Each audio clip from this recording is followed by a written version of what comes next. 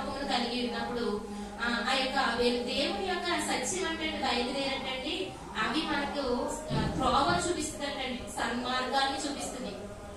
మనకు మనం నడిచామనుకోండి, మన మార్గం మన ఆలోచనలన్నీ కూడా సన్మార్గానికి నడిపించవండి. కానీ ఎప్పుడైతే దేవుడు మనలో ఉండి నడిపిస్తాడో ఆ యొక్క మార్గం ఏంటంటే సన్మార్గం, సత్యమైన మార్గం, వెలుగును చూపేటువంటి మార్గం. ఆ మార్గంలో మనం నడుస్తున్నప్పుడు అవి నీ పరిశుద్ధ పర్వతమునకును నీ నివాస స్థలమునకును నన్ను తోడుకుని వచ్చును. ఏంటంటే దేవుడు సత్యాన్ని, నీతిని, న్యాయాన్ని వీటన్నిటినీ కూడా మనం అనుసరించి నడుచుకున్నప్పుడు అంటే దేవుడు పరిశుద్ధ పర్వతం అంటే ఆ యొక్క పరదేశ పరలోకానికి మనల్ని ఆ యొక్క సత్యము అనేటువంటిది నడిపిస్తుంది.